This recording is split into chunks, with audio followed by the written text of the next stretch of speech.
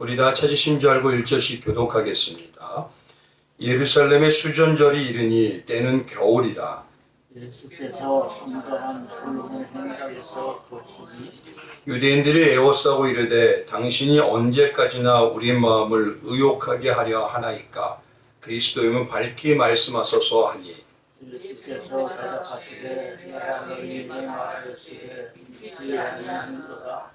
내가 내 아버지의 이름으로 내가 너희들이 나를 증거하는 것이거늘 너희가 내 양이 아니므로 믿지 아니하는도다. 내 양은 내 음성을 들으며 나는 그들을 알리며 그들은 나를 따르느니라. 내가 그들에게 영생을 주노니 영원히 멸망하지 아니할 것이요 또 그들을 내 손에서 빼앗을 자가 없느니라. 다같이 그들을 주신 내 아버지는 만물보다 크시며 아무도 아버지 손에서 빼앗을 수 없느니라. 아멘. 오늘 이 말씀이 축복의 말씀이 되시길 주님의 이름으로 축원드리겠습니다. 오늘 말씀의 제목은 이렇습니다. 참 예수님의 양 아골로떼오. 아골로떼오. 네, 아골로떼오. 이 말씀이 정말 중요합니다. 그렇기 때문에 이 말씀 한 구절, 이게 24절에 있는 27절에 있는 나를 따르니라 라는 이 말이 아골로떼오입니다. 그래서 이 말씀에 대해서 오늘 하나에 대해서 이 말씀 한 구절에 대해서 우리 한번 좀 생각해 보기를 원합니다. 지난 시간에 말씀드린 대로요, 요한복음 10장의 이 목자의 비유와 목자와 양의 비유는 8장의 운명 중에 잡혀온 용서받은 여인과 9장의 날 때부터 맹인된 자의 비유로서 우리를 표현하시는 것입니다. 우리가 세상의 가치관을 추구하며 사는 죄인인 우리를 예수님이 만나주시고 온전한 하나님의 백성으로 참 그리스도를 어떻게 만들어 가시는지 그것에 대해서 말씀하신 내용이 바로 10장입니다. 그 대표적인 모습이 바로 목자와 양이라는 것이죠.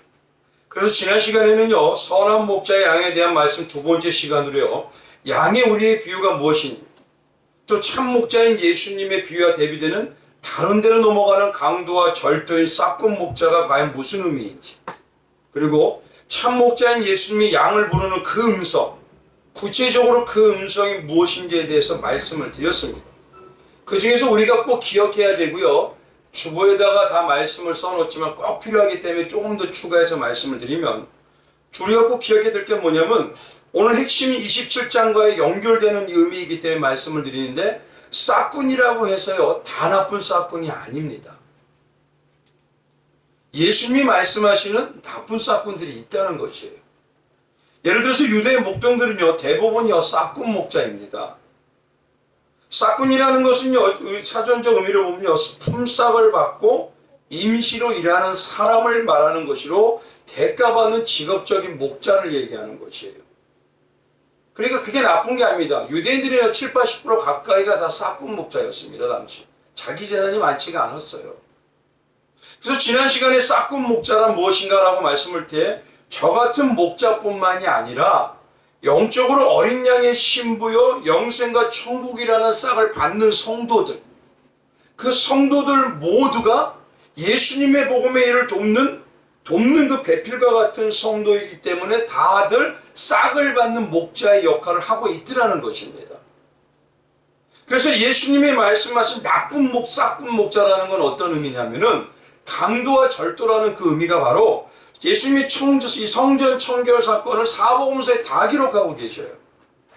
지금 뭐냐면 당시 유대 제사장과 지도자들처럼요 하나님과 제사뿐만 아니라 신앙생활과 교회 생활이라 다양하게 최선을 다하고 열심히 하는 하나님의 기쁨을 위해서 드리는 은혜 가운데 나오는 그 하나님을 위한 발로가 다 뭐냐면 자기의 의로 여겨버리더라는 것이에요. 그래서 자기가 복받는 도구로 자기의 의를 나타내더라는 것입니다. 교회는 무엇을 해야 됩니까? 하나님과 하나 되고 예수님의 말씀이 중심이 되고 예수님이 중심이 되는 삶을 살아야 되는데, 교회에서 뭐냐면 세상이라는 복과 권력과 물질의 등을 받아 누리는 것이 중심이 되는 거래와 같은 대가받는 신앙이 되더라는 것이에요. 이 땅은 예수 하나 되기 위해서 예수의 가치관과 예수의 생각이 공유되어야 되는데 말입니다. 그런 작태를 보이는 예수님 당시에 성전 청결 사건 했던 그 제사장들과 지도자들을 바로 나쁜 싹군이라고 하더라는 것입니다. 하나님. 그러면서 그 예수님이 어떻게 하셨습니까? 그때 진노하시죠. 그래서 노끈을 채찍으로 만드셔가지고 강도와 절도같이 되겠다고 싹군이라고 하는 예수님이 막 진노하십니다. 그런 모습이 결국 뭐냐면 오늘 본 말씀에 지난 시간에 말씀드린 이리가 양을 해쳐도 버리고 달아나는 강도와 절도와 같은 싹군들이다라고 예수님이 진노하시는 것입니다. 그래서 마태복음 21장 13절에 가보면요, 그들에게 이르되 기록된 바 내 집은 기도하는 집이라 일컬음을 받아들이라 하였거늘 너희는 강도의 소굴을 만드는도다 하였으니라. 지금 뭐냐면요, 거기서 자기를 위해서 살더라는 것입니다. 이 최소한 이 교회는요, 예수를 알고 예수를 위해서 살아가는 믿음의 삶을 배워가는 거죠. 근데 여기도 와서도 여전히 세상과 가치관이 똑같아요. 이런 절도요, 강도요, 싹구 같은 모습을요, 이제 잘 보십시오. 중요합니다. 계시록의 18장에는 뭐라고 얘기하냐면요, 타락한 교회를 예표하는 무너져야 할 큰 성 바벨론이라고 합니다.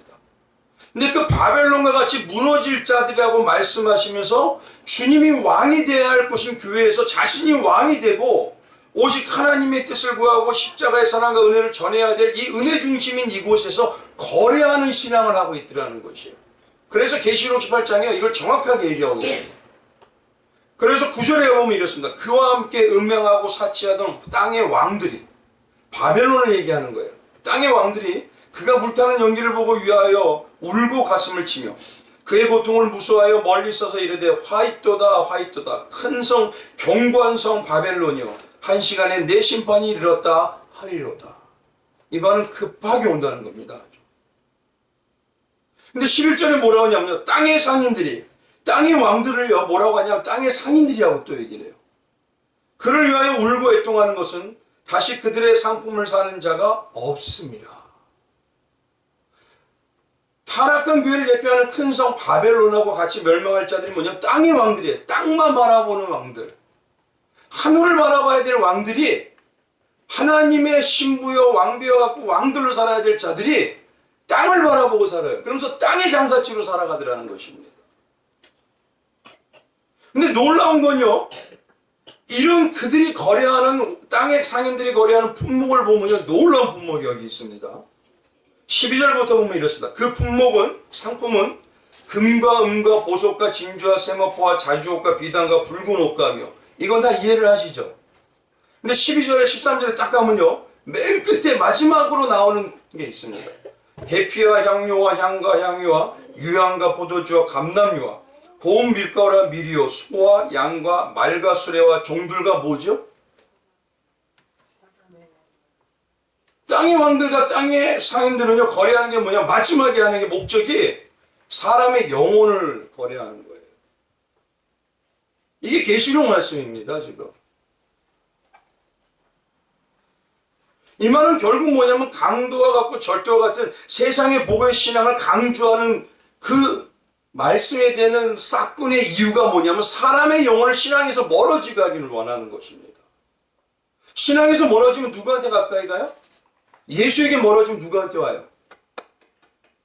나 쫓는 자 만드는 거예요. 내가. 내 영을 만들기 원한다는 겁니다. 그래서 주님이 진실하고 선한 목자는 양을 위해서 생명을 주신 누구밖에 없습니다. 예수밖에 없다고 말씀을 그렇게 강조하시는 거예요. 그리고 예수의 음성을 추구하는 양들과 그 목자들을 뭐라고 하냐면은 예수님의 이름을 부르는 거예요. 작은 예수라고 하죠. 성도들의 진짜 성도를 그리스도이라고 하죠. 우리말로 뭐라고 하죠? 예수쟁이라고 하는 겁니다. 오늘은요, 이 싹군 목자에 대해서 이 배경을 알고 그리고 말씀의 27장을 들어야 이 아골로 떼오가 뭔지를 알 수가 있습니다. 오늘은 세 번째 시간으로 성도가 꼭 알아야 될 본문의 핵심 중에 한 구절이 29절에 내 양은 내 음성을 들으며 나는 그들을 알며 그들은 나를 따르니라 라는 이 의미에 대해서 말씀드리기 원합니다. 지난 시간에요, 첫 번째로 뭐냐면 예수님이 말씀하시는 그 음성, 그 음성이 구체적으로 어떤 음성인지에 대해서 말씀을 첫 번째 드렸습니다. 예수님이 말씀하신 27절의 그 음성이 뭐냐면 같은 말을 하고 14절에서 18절의 말씀을 통해서 보니까 14절에 뭐냐면 17절에 뭐라고 얘기하냐면 이런 구절이 있어요. 맨 10절 보면 17절 한번 가보시죠.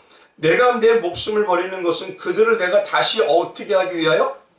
얻기 위하여. 이 얻기 위하여를요, 다르게 번역하면 뭐냐면 예수님께서 따르게 하기 위하여라는 것이에요. 얻기 위하여가 따르게 하기 위하여 무엇을 하느냐? 18절에 17절부터 18절에 뭐냐면 내가 스스로 내 목숨을 뭐다? 버리노라. 그러니까 예수님이 하는 그 음성이라는 건 뭐냐면 친히 목숨을 버리셨다는 그 음성이라는 것입니다. 이게 구체적인 내용이에요. 첫 번째. 바로 참 목자인 예수님께서는요, 양인 믿음의 성도가 일괄적으로요, 온전히 방언할 수 있게 친히 목숨을 버리셨다는 십자가의 대속의 은혜와 사랑의 감동과 감격으로 반응하도록 계속적으로 항상 그 말씀으로 살게 하신다는 겁니다. 이게 바로 음성의 가장 핵심이에요. 그럼 교회에서 뭘 전해야 되느냐 이거예요. 예수님이 찾아와서 나와라 그럴 때 나올 수 있도록 반응하려면 예수님이 말씀하신 그 음성에만 대답하게 만들어야 되는 것입니다. 그게 바로 예수님이 친히 목숨을 버리셨다는 십자가의 대속의 은혜의 사랑과 감동과 감격에 살게 하는 거예요. 그래서 항상 말씀을 드릴 때 뭐냐면 내가 지금 은혜의 감격을 하십니까? 감동을 하고 계십니까? 그 말씀을 항상 물어본 겁니다. 왜요? 감동이 있는 자만이 가고 싶고 보고 싶고 거기에 있고 싶어지는 겁니다. 감동이 없는 자는요 그곳에 가고 싶지가 않아요. 그래서 주님이요 십자가의 모든 것을 통해서 우리의 죄를 도말하시고 은혜와 사랑을 우리는 전가받았다고 하죠. 많은 오해를 하는데 성도님들이 이 전가에 대해서 오해를 하는 게 우리는 예수 그리스도의 십자가의 대속을 받았기 때문에 전가받았으니 그 예수님이 모든 십자가를 치셨으니까 우리는 복만 받고 평안하게 누리자. 하늘의 시각으로는 이게 온전한 반향이 아닙니다. 하늘의 시각으로 말하는 전가는 뭐냐면 동참하고 동행하는 것입니다. 우리가 말하는 전가받았다고 해서 나는 그걸 다 받았으니까 선물 받았으니까 누리고 나는 좋게만 살자 이게 아니에요. 성경이 말하는 전가받았다는 의미는 예수의 십자가의 삶에 동참하고 나는 죽고 예수만 드러나는 삶을 사는 동행하는 삶을 말하는 겁니다. 그래서 첫 번째 의미가 바로 이거예요. 그의 음성이란 예수 그리스도의 십자가의 사랑과 은혜, 지금 내가 반응하는 걸 연습하는 감격과 감동이 있느냐. 혹시 지금 냉랭해지고 있느냐. 그런 삶에 동행하고 동참하여 가고 있느냐. 이걸 지금 물어보는 게 그 음성의 아골로테오하는 첫 번째 의미였습니다. 오늘은요, 이 27절에 이 아골로테오라는 그 의미를 구체적으로 조금 더 말씀을 드리기를 원해요. 여기가 무슨 뜻인지. 그래서 특히요, 앞에서 왜 먼저 삭군 목자를 얘기하냐면 이 삭군 목자하고 이 음성하고 연결이 되기 때문에 그래요. 오늘 말씀에서 가장 중요한 게 뭐냐면 말씀드린 대로 따르리라는 아골로테오라는 것입니다. 근데 이 말은요, 성경에 얼마큼 써 있냐면요, 공간복음에 56번이 들어가 있습니다. 거의 어마어마합니다, 지금. 요한복음에만 14번이 들어가 있어요. 그리고 사도행전에 3번 하고요, 바울서신에 1번 들어가고 요한계시록에 6번이 들어가 있습니다. 이 아골로테오라는 의미가. 예수님께서 복음서에 가장 많이 말씀하실 정도로 이 말씀은 중요하다는 겁니다. 근데 그 아골로테오가 뭐냐? 이겁니다. 즉각적으로 온전하게 집중해서 따르다 이거예요. 아 소리만 나도 예! 하고 나가면서요. 온전히 그것만을 가지고 나간다는 거예요. 그리고 거기에 집중을 한다는 것이. 이게 아골로테오하는 양입니다. 그래서 오늘 두 번째로 여기서 핵심인 아골로테오, 즉각적이고 온전하긴 이 아골로테오가 가장 필요한 이유를 먼저 알아야 돼요. 예수님을 즉각적으로 온전하게 따르잖아요. 그러면 첫 번째 우리에게요, 성도님들에게 이런 질문을 드려야 됩니다. 아골로테오하는 성도님이라면은 성도님은 예수님을 왜 믿고 왜 따르고 전하십니까? 한번 생각해 보십시오. 본질적입니다. 왜 나는 예수님을 믿죠? 예수님이 나를 성령을 통해서 믿게 하셨다면 나는 왜 예수님을 믿는 방향이 뭐죠? 그리고 예수님을 왜 따른다고 하고 있죠? 정말 내가 지금 온전히 따르고 있을까요? 성도가 신앙으로 이루어가야 될 가장 바른 덕목의 모습을요, 예수님께서 뭐냐면 이것이 선지자의 강령이라 라고 하는 말씀이 있어요. 마태복음 22장에 가면 이렇게 이야기합니다. 37절에 예수께서 이르시되 내 마음을 다하고 목숨을 다하고 뜻을 다하여 주 너의 하나님을 사랑하라 하셨으니 이것이 크고 첫째 되는 계명이요 둘째도 이와 같으니 내 이웃을 내 자신같이 사랑하라 하셨으니 이 두 계명이 온 율법과 선지자의 강령이니라. 여기서 핵심이 뭡니까? 사랑이죠. 올바른 신앙의 핵심 중에 가장 악올로 떼어오는 신앙의 가장 핵심 중에 뭐냐? 예수의 복음에 반응하면서 또 한 가지가 뭐냐면 사랑해서 하느냐는 것이에요. 신앙을 사랑해서 하십니까? 뭘 원해서 하십니까?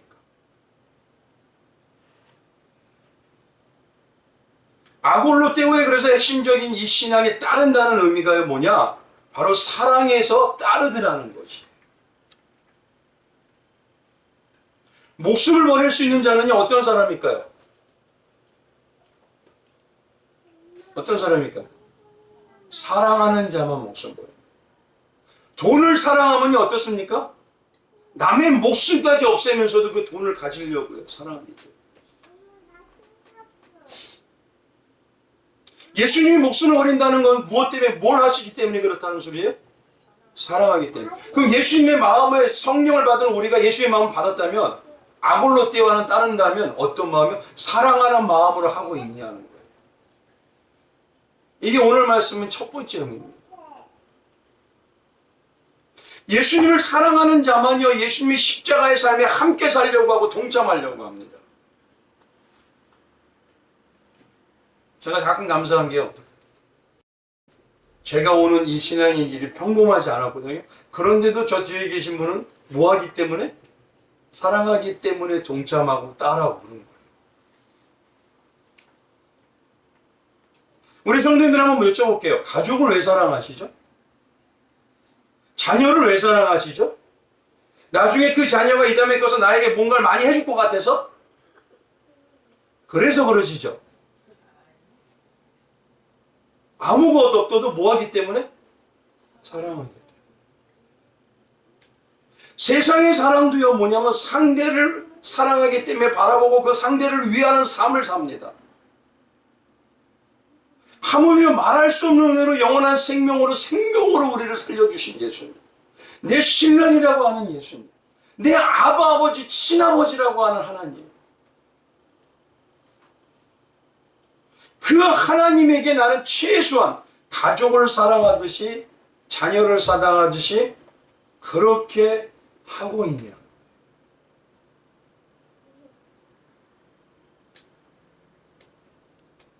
예수님의 사랑에 대한 이 예수님과 사랑에 대한 이 관계가 아니게요. 오랜 세월 믿었다고 하고 오랜 세월 다 다녔다고 하고 알았다고 하는데 신앙생활이 여전히 나중심이고 세상보다 세상 것을 더 추구하는 사람이요. 한번 생각해 보십시오. 우리 가족도요, 오랜 같이 생활하면 하면 알아요, 몰라요. 근데 여전히 그 대상보다는, 하나님보다는 여기서 다른 거를 가지고 생각하고 있다면 사랑하는 걸까요? 다른 대상을 사랑하기 때문에 이용하는 거죠.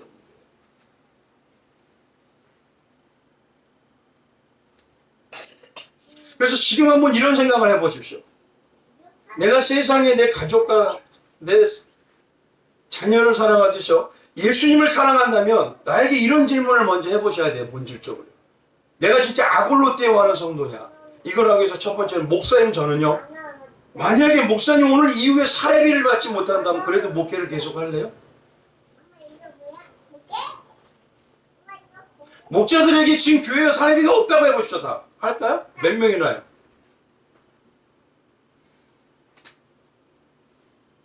성도님들에게 혹시 주님께서요, 난 너에게 아무것도 안 주겠다, 복도 주지 않고 시련과 고난이 나와 함께하는 것만 있다, 근데 너는 내 가족 아느냐? 그러면 사랑해서 헌신해서 따를까요? 여기에 질문을 해보셔야 돼요.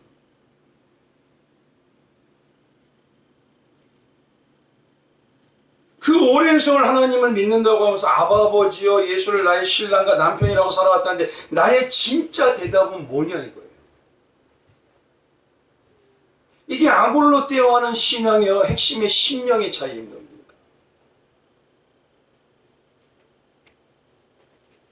사랑한다는 건요, 최소한 영으로 가족이라는 점. 여기 있는 분들이 누구죠? 영적으로? 그럼 보고 싶죠? 만나고 싶죠? 물론 쉬운 대답은 아닙니다. 그러나 우리가요, 내 주님을 모르고 내가 주님을 모르고 죄 맞이는 원수 되었을 때도 목숨까지 버려서 그 사랑과 은혜로 생명을 살려주시며 그걸 전가받은 자예요. 그러면 내 질문에 이 질문에 한번 생각을 해봐야 됩니다. 나의 신앙은 지금 어디를 가고 있느냐? 아골로 떼어하면 따름을 가고 있느냐? 아니면 반대를 가고 있느냐? 사랑해서 하고 있느냐? 아니면 무엇인가 목적 때문에 하고. 처음에는요, 어린아이 같을 때는요, 다른 것 때문에 할 수가 있어요. 그러나 어른이 되고 자녀를 키우는 어른이 되면 어떻게 하죠? 때는 자녀가 말도 안 되게 막 뭐라 해도 어이구 너 같은 자녀 한 번씩 나와 하면서도 어떻습니까? 사랑해서. 근데 우리는 그 예수님의 마음을 받았죠. 예수님의 마음을 받았기 때문에 따르잖아요. 그래서 예수님이 뭐라고 하십니까? 내 영은 내 음성을 들으면 내가 그들을 안다고 하지 않습니까? 그들은 내 사랑을 받았다.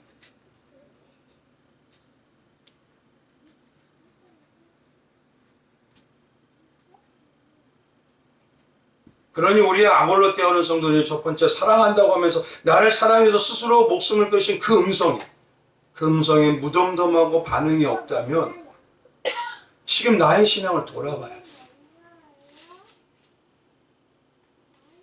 예수님의 영의 성령을 받은 성도라면요, 신앙생활하면 할수록 아무 조건 없어도 예수님을 사랑하기 때문에 열심히 나옵니다. 예수님을 사랑하기 때문에 사랑하는 모습이 뚜렷이 보여지기 시작해요.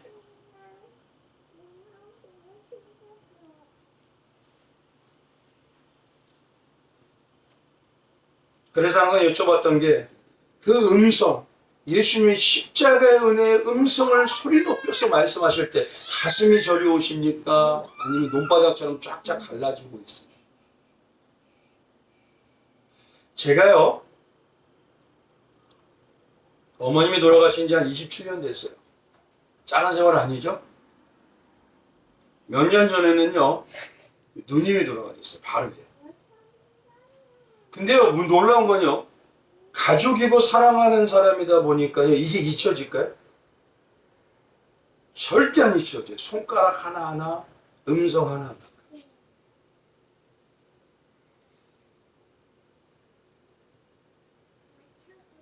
그 아빠였던 모습, 울고 웃었던 모습. 그래서 우리가 보통 세상에 뭐라 그러죠? 가족이나 자녀를 죽으면 어디에 묻는다? 안 없어요. 예수님의 십자가 가족이라면요, 어디에 묻어야 돼요? 어디에 있어야 돼요? 여기 있어야 됩니다. 그래서 뭐냐면 너희가 교인이라고 말씀하시는 거예요.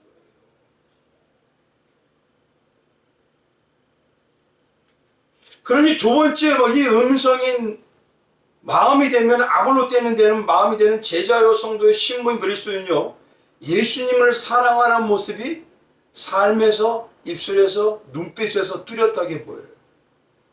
사랑하면요, 눈에서 꿀이 떨어지는 거죠. 뚜렷하게 보입니다.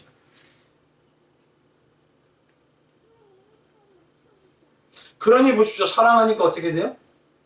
나의 시간을, 나의 열심을, 나의 삶과 생명까지도 사랑해서 드리는 아골로 떼오의 성도가 되는 거예요. 그게 누구였을까요? 바울이었던 거예요. 그게 베드로였던 것이고, 그게 다윗이었던 거예요.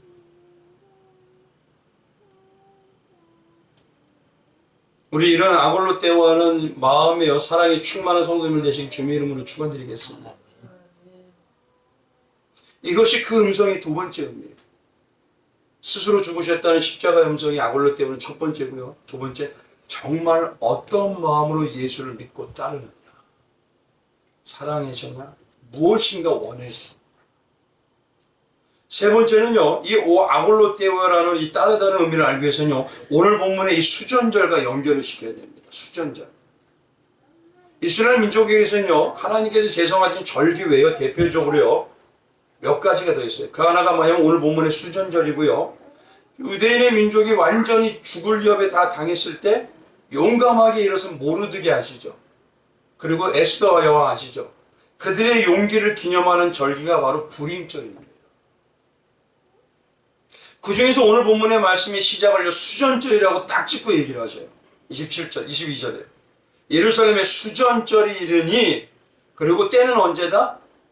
겨울이다 라고 이 두 가지를 정확하게 짚고 시작하죠.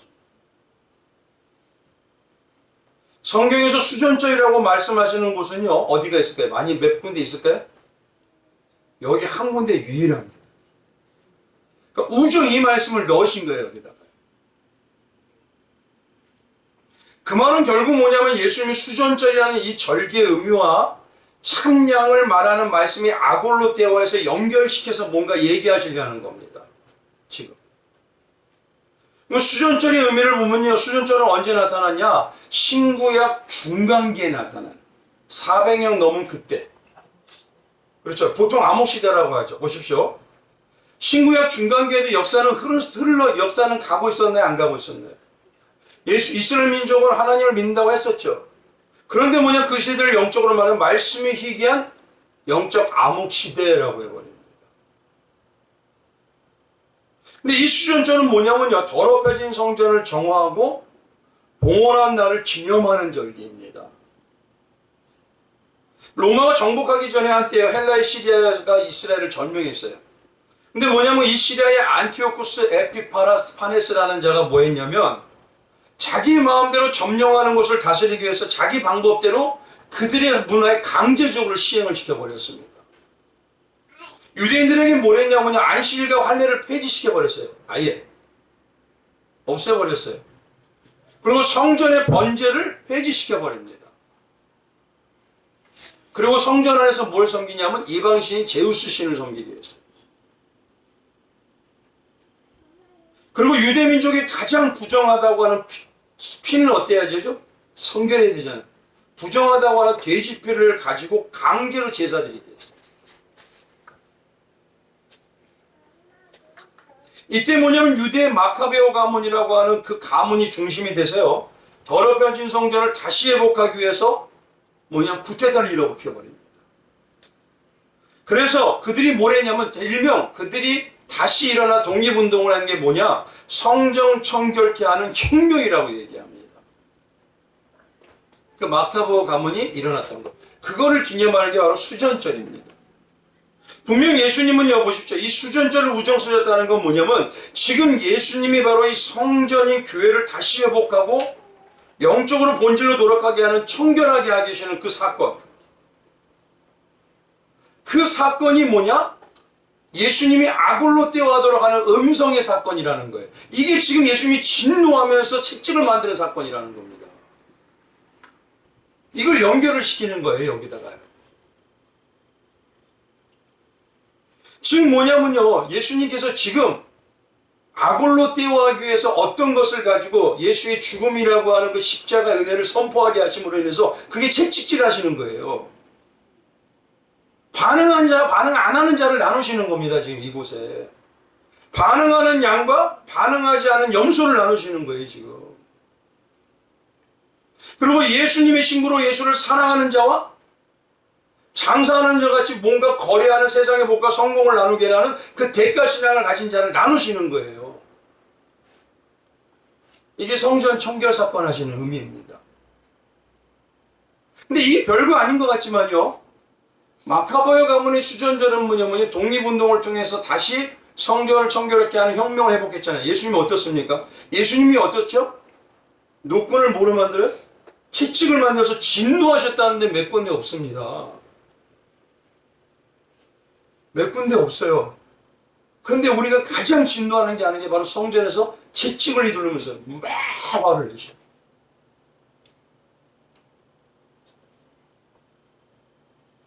그러니 오늘 말씀이 뭐냐면 너희가 아굴로 뛰어오는 성도나 하나 예수님만 따르는 성도가 돼가고 있는지를 분별하지 않으면 위험해진다는 걸 경고하시는 겁니다, 지금.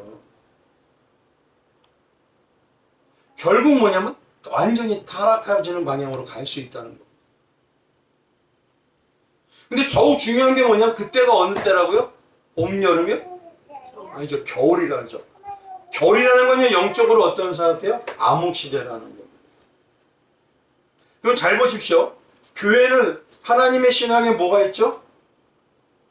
하나님의 신앙은 예수님의 십자가의 음성보다 다른 걸 추구하고 있었을 때 예수님이 채찍질하고 계신다 그랬죠. 갑자기 막 이제 채찍이 시작하시는 거예요. 그게 뭐냐? 예수의 음성으로 악을로 띄워가게 만드는 게 바로 채찍질 하시는 거예요. 이제 시작하신다는 거예요.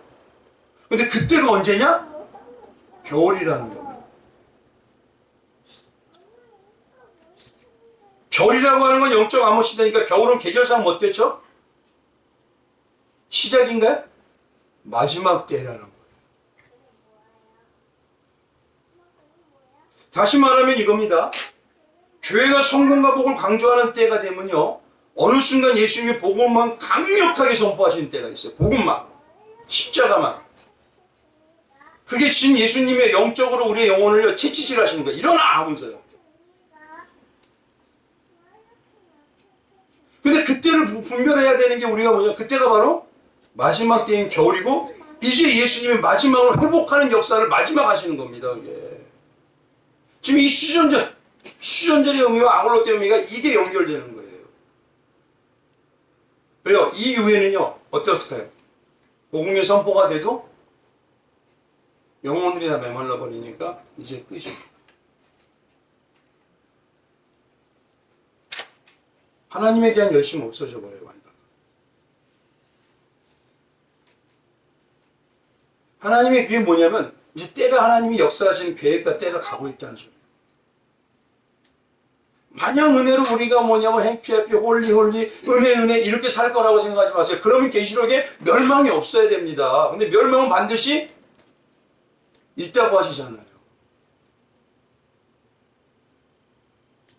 근데 잘 보십시오. 성경에서 암흑시대라는 이 때를 가장 말씀이 얘기한 때를 예표한 때가 언제였을까요? 딱 한 때를 얘기하고 계세요.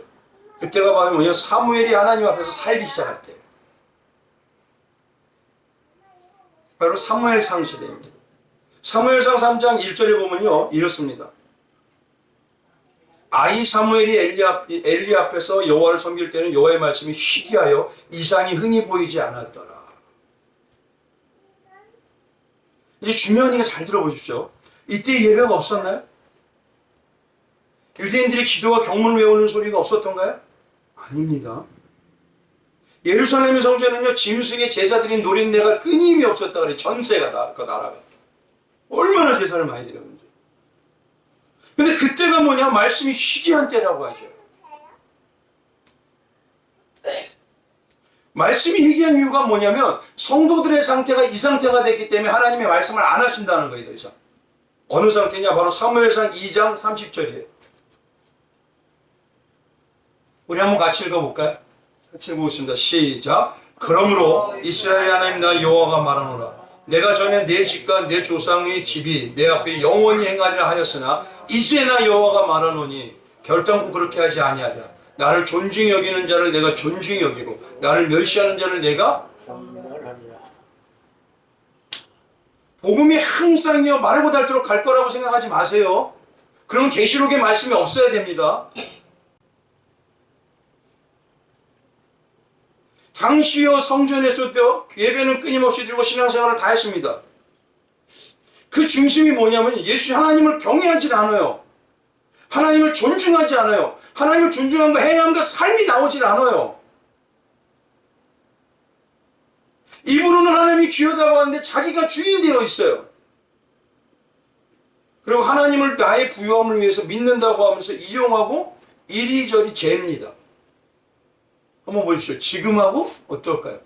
별 차이 있나요? 결국 그런 상태가 예수님은 강도와 절도가 점점 많아지는 상태라는 거예요.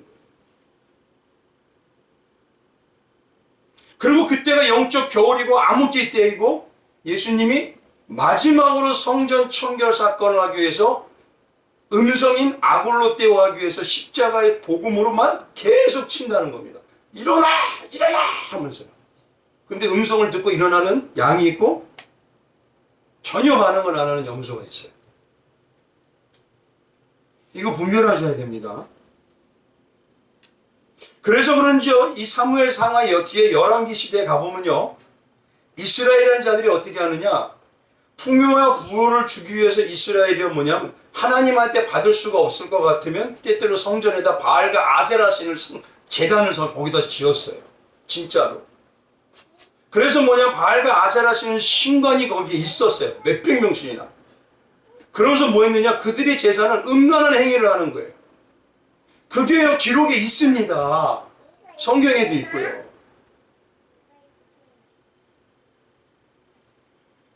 왜 신관들이 음란한 행위를 하느냐? 그러면 바알과 아세라가 흥분해서 비를 내리고 부유하게 해주고 부자 되게 해준다는 거예요.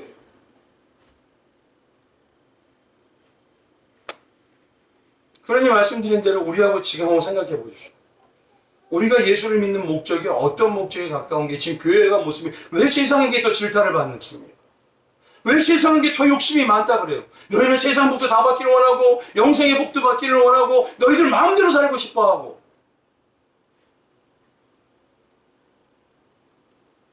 우리보다 더 욕심이 많아. 그러니 예수님요 지금요 이 마지막 때 예수님의 그 음성, 내가 죽었다고 하는 십자가의 음성으로 채찍질을 만드시고 계시는 거예요. 그리고 자꾸 깨우시는 거예요. 이제 일어나. 이 성전 청결 사건 하는데 반응이 없어요. 그럼 어떻게 될까요?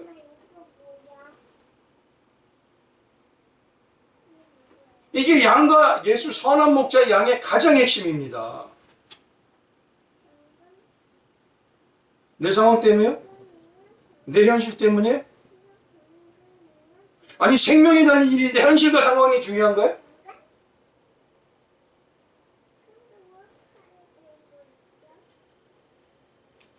우리는요 때때로 뭐라고 하냐면 막연하게요 하나님은 사랑이셔 다 용서해 괜찮아 근데 성령 받은 자는요 그렇게 할 수가 없습니다. 성경 봐보시죠. 바울이 안일하게 살던가요? 여전히 세상 깡중심이고 세상보다 세상스러우면서도 나는 천국을 확보한 자 같이. 그러니 이때요 예수님이 복음만 선포하시는 거예요. 무엇만? 십자가. 다시 깨우는 거예요. 근데 이게 마지막으로 예수님이 하시는 겁니다. 그래서 자다가도 성경이 뭐라 했죠? 자다가도 깰 때라. 이제 일어나 좀 깨! 하면서.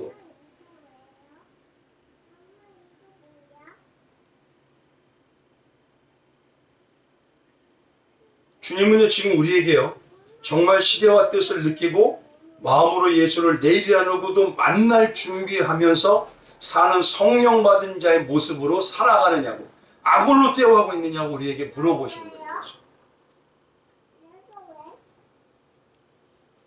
그래서 이 아골로 떼어했던 바울은요 마지막에 사랑하는 자기의 여미 아들 디모데에게 뭐라고 하느냐, 디모데후서 4장에 이렇게 얘기해요. 나는 선한 싸움을 싸우고 나의 달려갈 길을 마치고 믿음을 지켰어.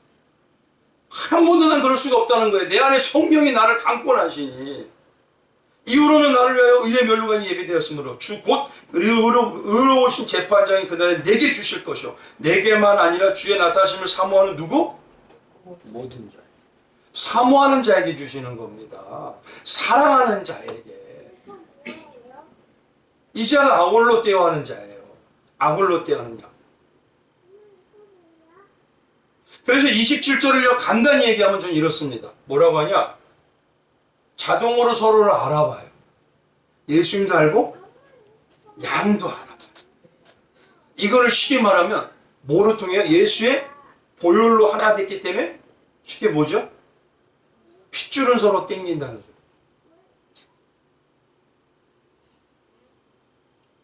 근데 이제 중요해요. 그러면 여기서 아골로 떼어는 게 한번 봐보시죠. 27절만 가지고 얘기할게요. 나를 따르니라라고 하죠. 근데 이 한 구절이요, 유대인들이 가장 중요한 걸 얘기할 때 쓰는 구조가 있어요. 문학 구조가. 이 한 구절에. 그게 뭐냐면 카이진 구조라고 합니다. 이 한 구절이 카이진 구조예요. 카이진 구조가 뭐죠? 샌드위치 구조죠. 가장 중요한 게 어디라고요? 가운데 햄이잖아. 그럼 봐보십시오. 내 양은 내 음성을 들으며 나를 따르니라. 근데 어떤 자만? 내가 그들을 아는 자. 이게 핵심입니다. 주님이 그들을 아시고라는 이 말에는요, 반대로 얘기하면 같은 영님과 같은 보혈의 은혜를 핏줄이 됐기 때문에 어떻습니까? 양도 주님의 음성이 진짜인지, 주님의 음성을 전하는 자가 척하고 있는지 안 되는 거에 모른다는 거예요. 알고 있다는 겁니다. 왜 싹군 얘기를 하냐면요, 이 싹을 받는 자가 진심으로 양을 치는지, 양을 척하면서 치고 있는지, 그걸 양들도 안 되는 겁니다. 이게 주님이 양을 알고라는 의미예요. 그래서 이 안다는 말을요, 헬라어는 기노스코라고 해요. 히브리 말로는요, 야다라고 합니다. 나는 그를 알아. 그래서 기노스코와 야다라는 단어는요, 두 가지 의미가 들어갔어요. 첫 번째, 알아채다, 경험하다, 관찰하다. 그리고 관찰해서 잘 알고 오랫동안 있었기 때문에 이젠 분별하다, 구별하다. 이 의미가 기노스코하고 야다입니다. 그래서 안다는 의미는요, 오랫동안 부부와 같이 살았기 때문에 그들이 뭔 생각을 가지고 있는지 서로 아는 거예요. 그러니 나 그 사람 알아. 나 김영 알아. 이걸 가지고 안다는 게 아닙니다. 성경에서 말하는 이 하나님이요, 야다와 기노스코하는 자는 어떤 자냐면요, 보십시오. 아브라함을 뭐라 할까요? 예를 하나 들을게요. 아브라함은요, 나는 그를 안단다. 그는 내 친구야. 하나님이 이렇게 평가하는 겁니다. 다윗은 뭐라 할까요? 나는 다윗을 안단다. 그는 나와 같은 마음이야. 나는 바울을 안단다. 그는 내 아들이 죽은 복음을 증거하기 위해서 생명까지 아깝게 여기지 않아. 하나님이 인정해 버리시는 겁니다. 이게 야다와 기노스코입니다. 그럼 중요한 게 뭐냐면요, 나는 지금 아골로 떼어가는 따라가는 성도라면 하나 예수님이 오늘 본 말씀에 나는 그들을 알고라는 기노스코와 야다, 그 영을 받았다는 나라면 내가 지금 진심에서 나오고 있습니까? 척하고 있습니까?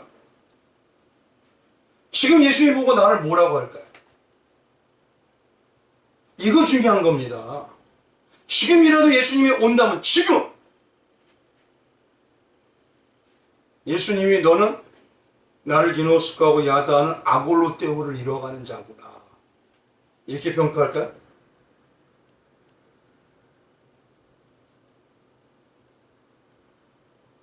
이 아골로떼오라고 하는요, 기노스코와 야다를요, 쉽게 얘기하면 어디를 바라보면 온전히 모든 신앙이 이루어졌던 계시록의 성도들을 보면 알 수 있어요. 근데 그들을 한마디로 뭐라고 평가하냐면 요한계시록 14장 4절에 이렇게 평가합니다. 이 사람들은 이라고 딱 얘기해요. 그 예수의 신부인 진짜는 여자로 더불어 더럽히지 아니하고 정절이 있는 자라, 어린 양이 어디로 인도하든지 따라가는 자, 따른다 그러죠 여기. 근데 가운데 자면 사람 가운데서 구속을 받아 처음 익은 열매로 하나님과 어린 양에게 어떻게 한 자? 요게 기노스코와 야다하는 아골로떼오예요. 성경에서 이 속한다는 말이 있지 않습니까? 어디 많이 있죠? 그리스도 예수 안에 거하는 자, 예수 안에 있는 자, 그리스도 안에 있는 자, 이 말 많아요 적어요. 그걸 가지고 내 신앙을 분별하라는 겁니다. 그걸 가지고 분별하지 못하면은 그냥 성경은요 그냥 아무것도 아니에요.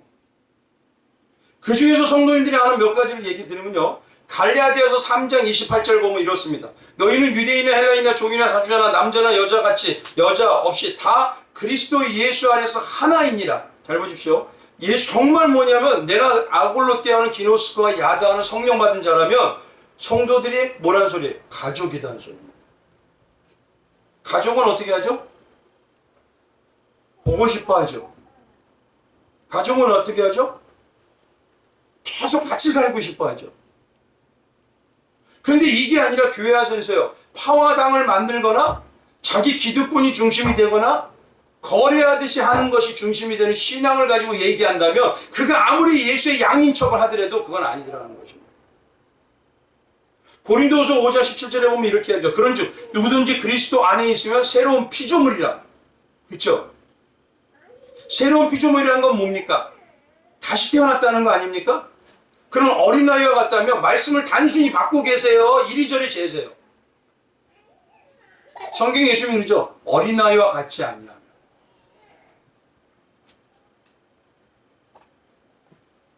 우리 막내가요, 4~5살짜리일 때는요, 제가 1,000원짜리가 제일 큰 돈이라고 그랬어요. 그랬더니만요, 10,000원짜리하고 1,000원짜리 딱 내비두면요, 1,000원짜리를 낼름 잡아요. 제일 큰 거 잡고. 왜냐면 그 색깔을 보니까 1,000원짜리가 커 보이거든요. 그것처럼 성도님들이 말씀을 들을 때 뭐냐면 이미 예수님은요, 검증을 하셨어요, 안 하셨어요?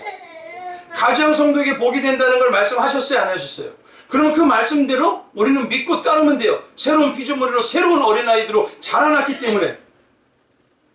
근데 여전히 아니에요. 그러니까 이걸 나를 지금 분별하라는 겁니다. 고린도전서 15장 31절에 이렇게 합니다. 형제들아, 내가 그리스도 예수 우리 주 안에서 너희 가진 바 너희에게 대한 나의 자랑을 두고 단언하니 나는 날마다 우리 십자가만 자랑하시니까 다른 거잖아.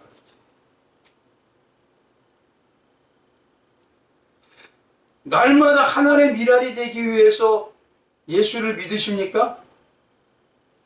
아니면 다른 사람과 비교해서 나를 포장하고 이것저것을 더 구하기 위함입니다.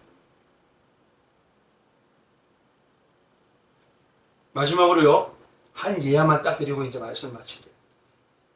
이게 아골로떼와 하는 신앙의 성도예요.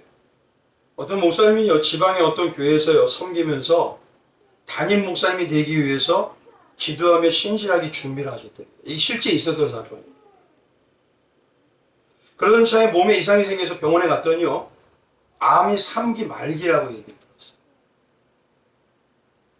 그 목사님이 가면서 점점 건강 상태는 극도로 악화되고요, 누구보다도 얼마 사지 못할 정도로 사람들이 보일 정도로 파리해지기 시작합니다.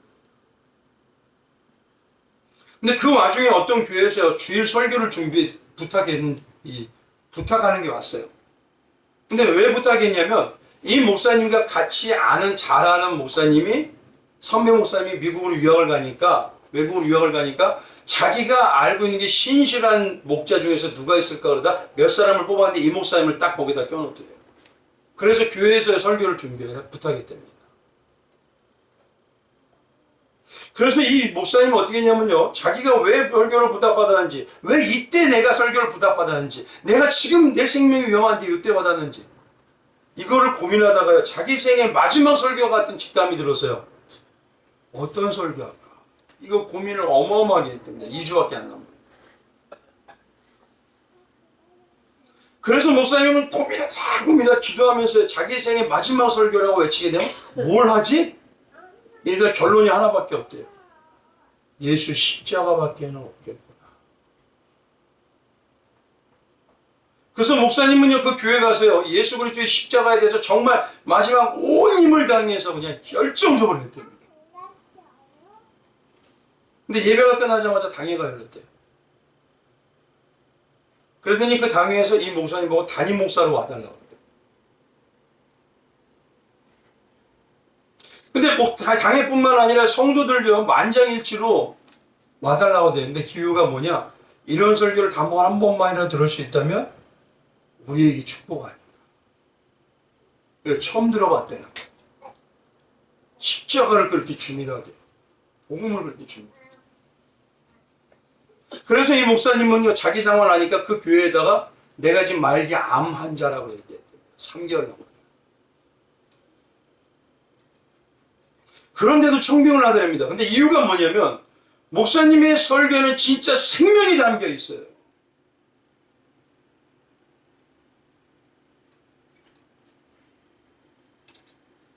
이 목사님이요 담임 목사가 돼서 오래 사셨으면 좋죠. 아닙니다.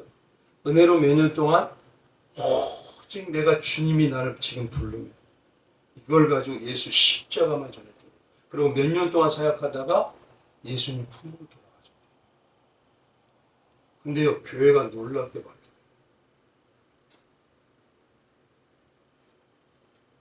그럼 한번 생각해 보시죠. 그분이 남은 생애 동안 담임 목사를 신고하면서 매 설교 때마다 마지막 설교라는 절박한 심령으로 설교한다면 뭘 어떻게 설교하셨어요? 제가요 제일 존경하는 목사님 중에서 현실에 중에 누가 있냐면요 오카는 목사님이었어요. 그 목사님은요 세상의 성도들이 어떻게 살아야 되는지를 잘 말씀해준 탁월한 설교가입니다. 정말. 근데 그분이요 말기 암에 걸리셨어요. 그리고 암으로 돌아가시 8개월 전부터 말씀이 바뀌어버리시더라고요. 어떻게 바뀌느냐? 내가 예수님 만나면 뭐라고 해야 할까요? 막 안에서 울어요. 성도님들 예수와 십자가밖에 없습니다. 이걸 가지고 계속 우시는 거예요. 내용이 다 바뀌어버렸어요.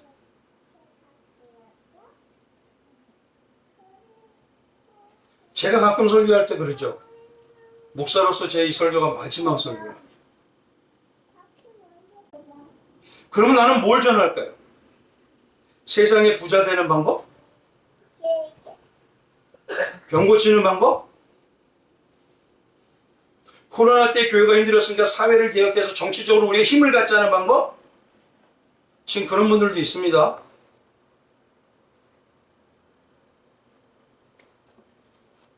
은사를 나타내는 방법? 교회를 건축하자는 방법? 뭘 할까요 도대체? 주님 앞에 내가 내일 만난다면 어떤 분이요?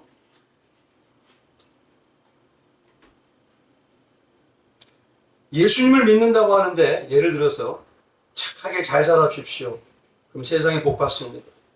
하나님을 잠시 섬기면 세계 부경화를 누립니다. 이 설교만을 듣다가 어느 날 갑자기 사고를 당해서 죽었어요. 그럼 어떻게 하실래요? 근데 눈 떠보니까 지옥이에요. 물론 성령은 그러지 않겠죠. 만약에 그렇다면 자기 평생에 십자가 예수 그리스도 설교는 어쩌다가 한번 규탱이 듣고 심판이 있다는 것은 한 번 들어본 적이 없고 삶의 중심이 세상의 중심으로 잘만 살아야 된다는 얘기만 듣다가 예수님 보좌 앞에 딱 갔는데 지옥이라면 어떻게 하겠냐. 아마 그분은요 평생에 그 목사님 원망하면서 일을 가면서 지옥에서 한탄하고 가요. 영원히.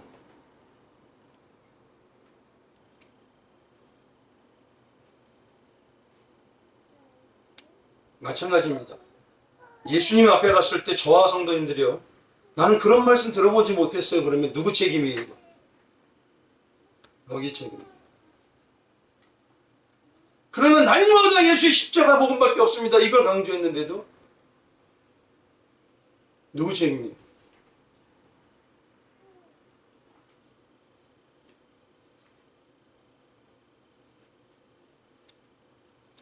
신앙은요 지금이란 이때에 주님을 앞에 모시고 주님을 내일이라고 만날 것으로 사는 게 진짜 복입니다. 그래야 변질되지 않아요.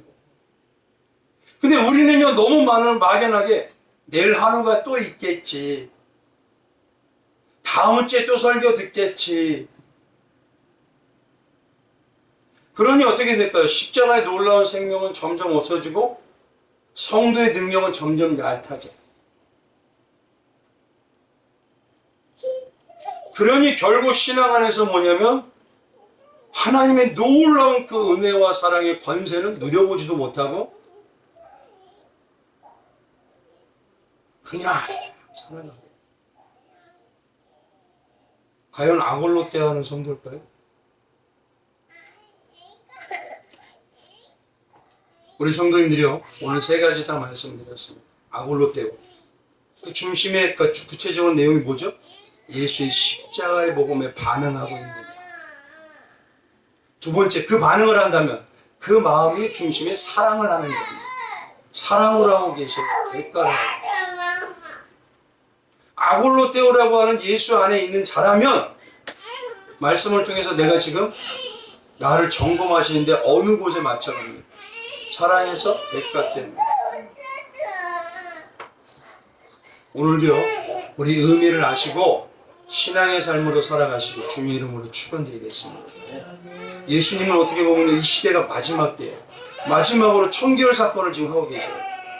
복음으로 채찍질 만들어서 일어나야 돼. 일어나야 돼, 내 자녀들. 왜냐하면 이제 환란이 점점 가까이 올 수 있다는 거예요. 내가 무엇을 심어야 될지 그걸 기억하시고 살아가시는 우리 성도님들 되시기 주님의 이름으로 축원드리겠습니다.